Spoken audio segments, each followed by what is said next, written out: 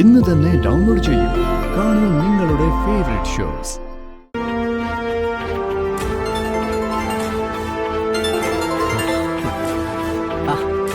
ഞാൻ തന്നെ അങ്ങോട്ട് വിളിക്കണമെന്ന് വിചാരിച്ചിരിക്കായിരുന്നു.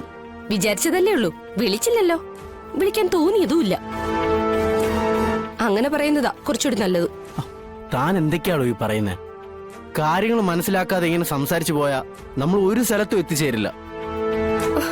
തനിക്കറിയാലോ എന്റെ ഇവിടത്തെ പ്രശ്നങ്ങള്. അതിലും വലിയ പ്രശ്നത്തിലായിരുന്നല്ലോ ഞാനും കഴിഞ്ഞിരുന്നത്. എന്നിട്ടും അനൂപ് പറയുന്നത് പോലെയൊക്കെ ഞാനും അനുസരിച്ചില്ലേ? എടോ, എനിക്ക് മാത്രം ചെയ്തു തീർക്കേണ്ടതായിട്ടുള്ള കുറച്ച് കടമകളുണ്ട്. അതെനിക്ക് ചെയ്യാതിരിക്കാൻ പറ്റില്ല നൂറേ. കടമകൾ? ഈ കടമകളെല്ലാം ചെയ്തു കഴിഞ്ഞ് അനൂപ് എപ്പോഴെങ്കിലും ഒന്ന് ഫ്രീ ആകുമല്ലോ. അപ്പോ എനിക്കൊരു കാര്യം പറഞ്ഞു തരണം. ഞാൻ ഇനി എന്താ ചെയ്യണ്ടേ? ഞാൻ എല്ലാവർക്കും ഒരു ബാധ്യതയായി ഇവിടെ തന്നെ ജീവിതകാലം മുഴുവൻ ഇങ്ങനെ നിൽക്കണമെന്നാണോ പറയുന്നേ? എന്റെ മാമ എന്നെ തിരക്കി നാട് മുഴുവൻ നടക്കുക. ഇവിടെ ഉണ്ടെന്നറിഞ്ഞ ഇവിടെയും വരും.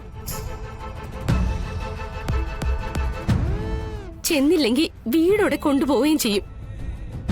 അപ്പോഴും ഈ കടമകളുടെ കാര്യമൊക്കെ പറയണം. എന്താ ഒന്നും പറയാത്തത്?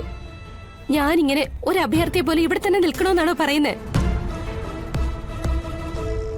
അതോ എല്ലാ പ്രശ്നങ്ങൾക്കും പരിഹാരം കണ്ട ശേഷമേ നമുക്കൊരു ജീവിതം തുടങ്ങാൻ പറ്റുള്ളൂ? എന്റെ നൂറെ, നീ എന്നെ ഇങ്ങനെ തെറ്റിദ്ധരിച്ച് സംസാരിക്കല്ലേ. എന്തെങ്കിലും ഒരു മാർഗം ഉണ്ടായിരുന്നെങ്കിൽ നിന്നെ ഞാൻ അവിടെ ഒറ്റയ്ക്കാക്കിയിട്ടിങ്ങ് പോരുമായിരുന്നോ? എടോ, എനിക്കൊരു 1-2 ദിവസത്തെ സമയം കൂടി താ. കാര്യങ്ങളെല്ലാം ഞാൻ നേരാവണ്ണം ഡീൽ ചെയ്ത് തരാം. ഇവിടുന്ന് മാറി മറ്റൊരു സ്ഥലത്തേക്ക് പോണെന്നാണെങ്കിൽ എനിക്ക് കുഴപ്പമൊന്നുമില്ല. പക്ഷേ എന്റെ കൂടെ അനൂപും വേണം. എടോ, നമ്മളിനി ഒരുമിച്ച് തന്നെ ജീവിക്കും.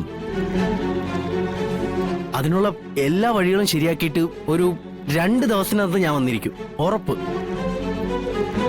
താൻ സമാധാനമായിട്ടിരിക്കും. ഞാൻ ഈ വാക്ക് വിശ്വസിക്കുക. ഇനി ഇതിന് മാറ്റം വരരുത്. ഇല്ല, ഉറപ്പ്. ശരി, വിളിക്കാം. ഹലോ നൂറേ, ഹലോ.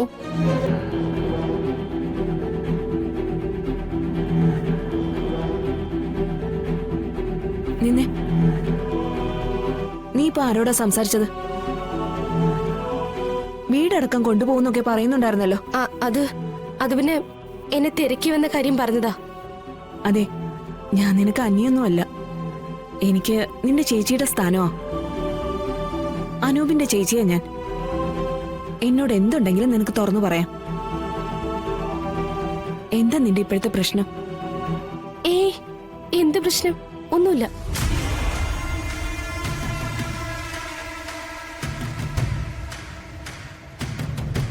ഇന്ന് ഈ വീട്ടിലുണ്ടാകുന്ന എല്ലാ പ്രശ്നങ്ങൾക്കും കാരണം ഇവളാ.